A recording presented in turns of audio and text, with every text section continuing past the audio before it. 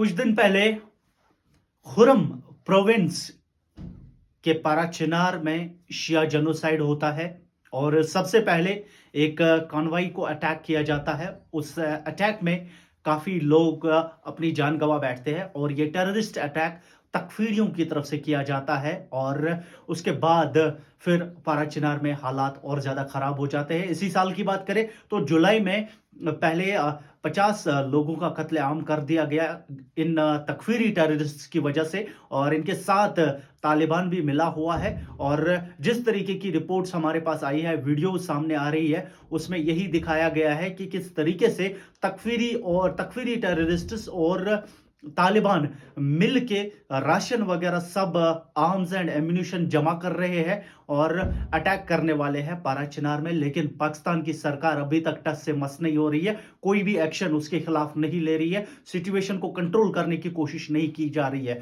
और पाकिस्तान की बात करें तो अक्सर वहां पे शिया जेनोसाइड किया जाता है, लेकिन अब तक शियाओं को कोई सेफ्टी पाकिस्तान में नहीं मिली है और इसकी जिम्मेदार वहां की सरकार है। हमारे पास एक वीडियो आई है जो पाराचिनार से है और इस लड़के का नाम दानिश तूरी है, जो उस कॉन्वॉय में शामिल था जब उस कॉन्वॉय पे टेररिस्ट अटैक हुआ तकफीरियों की तरफ से।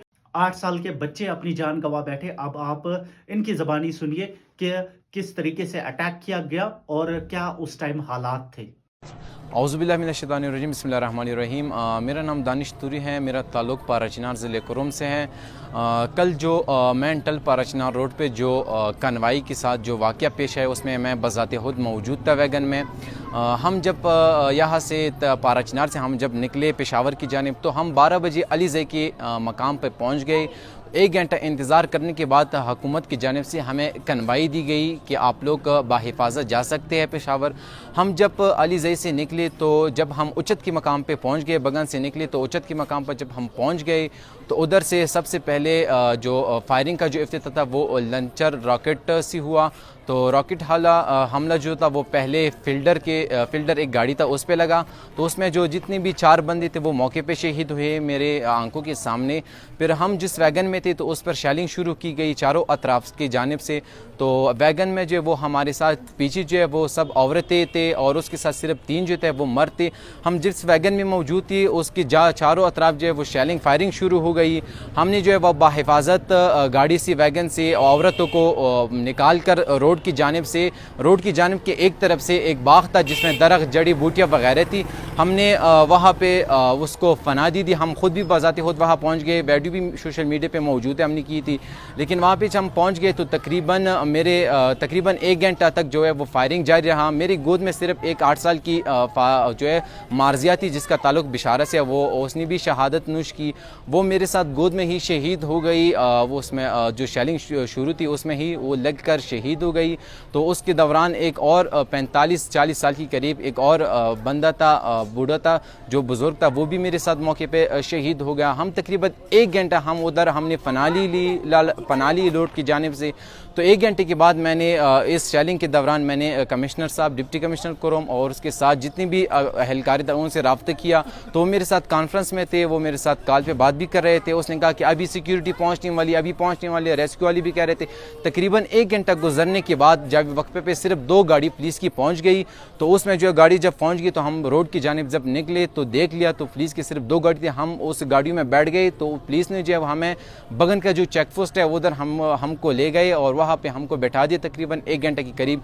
और उसके बाद 1-2 घंटे के बाद जितनी भी जख्मी थी उसको तकरीबन 1-2 घंटे के बाद पुलिस और रेस्क्यू ने उसको रिसीव किया, उसको जो है वापस अलीज़ई हॉस्पिटल पहुँचा दी गया।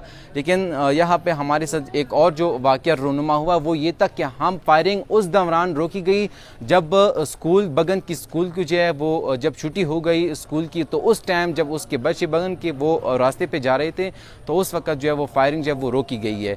लेकिन जब वो स्टूडेंट्स की जो छुट्टी हो गई स्कूलों की तो उस जानिब से तो हमने जब देख लिया, एक मेरे दोस्त ने कि अभी जो है वो स्कूल की छुट्टी हो गई और जो बच्चे हैं वो रोड पर आमद रफ्त कर रहे, तो हम उस दौरान से हम जब निकले रोड पे तो उसी ही दौरान जो है वो पुलिस की गाड़ी पहुंच गई। तकरीबन 1 घंटे के बाद जो है वो पुलिस अब जो वक्फे पे पहुंच गई है और जितनी भी ज़ख्मी थे तकरीबन 1 घंटों से जो पड़े थे, ना रेस्क्यू वाले आते ना पुलिस ना इदारे। हम उसके साथ मैं कंटेक्ट भी कर रहा था, DPO डिस्ट्रिक्ट पुलिस ऑफिसर और डिप्टी कमिश्नर भी मेरे साथ राब्ते में था, कह रहा था कि अभी पहुँचने वाले पहुँचने वाले, लेकिन तकरीबन उसमें 1 घंटा गुजरने के बाद जो है वो सारे जावे वक्फे पे जो है वो पहुँच गई है। लेकिन बदकिस्मती से जितनी भी ज़ख्मी थे मेरे साथ वो मौके ही पे जान बहक हो गई। 10-15 मिनट के मेरे साथ तकरीबन 4-5 ज़ख्मी भी हुए थे, वो तकरीबन 15 मिनट के और 20 मिनट के बाद जो है वो शहीद हो गए। बेहतर यह है कि हमने उनकी शहादत से पहले हमने जो है डिस्ट्रिक्ट पुलिस ऑफिसर, रेस्क्यू 11122 सबको मैंने इन्फॉर्म किया था कि हमारे साथ शहादा पड़ी हुई है, शेलिंग जारी है, आप लोग जल्दी आ जाइए, ये लोग शहीद हो जाएंगे। लेकिन उन लोगों ने जो है वो हमने बार बार रिक्वेस्ट करने के बावजूद भी वो लोग 1 घंटे बाद जाए वक्फे पे पहुंच गए हैं। आपको जिंदा चांसेस कितने लग रहे थे, मतलब जिंदा के चांसेस आपको लग रहे थे कि मैं बच जाऊंगा? हमें तो ज़िंदा रहने या ज़िंदा जो चांस है वो बिल्कुल भी जो है वो 0% था, क्योंकि चारों तरफ से शेलिंग शुरू थी। हम ये कह रहे थे कि अभी ये लोग पहाड़ों से नीचे आके हमें शहीद ना करे, क्योंकि हमसे जो आगे जो बनते हम बजाते खुद मैंने अपनी आंखों से देख लिया, हमसे जो आगे बनते थे रोड पे वो पहाड़ों से जो दहशतगर्द थे वो नीचे आ गए सड़क पे, हमने अपनी आंखों से देख लिया कि उसको गाड़ी में ही शहीद करवा दिया गया। लेकिन हम जिस मकाम पे थे हम नहीं देख रहे थे उसको, तो उन लोगों ने वो शहीद करके वापस पहाड़ों की तरफ जा गए, जो दहशतगर्द थे वापस चले गए। लेकिन जो हमारी जो खुशकिस्मती हुई थी, हमने पनाह ली थी और हम जो है वो इस तरह बच गए, वरना हमें भी हमारी ये सोच था कि ये लोग जब उनको जो पहाड़ों से नीचे आके उन तक जब पहुंच गए तो ये लोग हमारे यहाँ भी आ सकते थे। लेकिन खुशकिस्मती ये थी कि उसी ही टाइम स्कूल की छुट्टी हो गई और ये लोग स्कूल की छुट्टी की वजह से ये लोग वापस चले गए वो पहाड़ों की तरफ, वरना ये लोग हमारी तरफ भी आ रहे थे। हमारे साथ सारे लेडीज़ थे और सारे जो है वो बच्चे बुजुर्ग थे। शुक्रिया।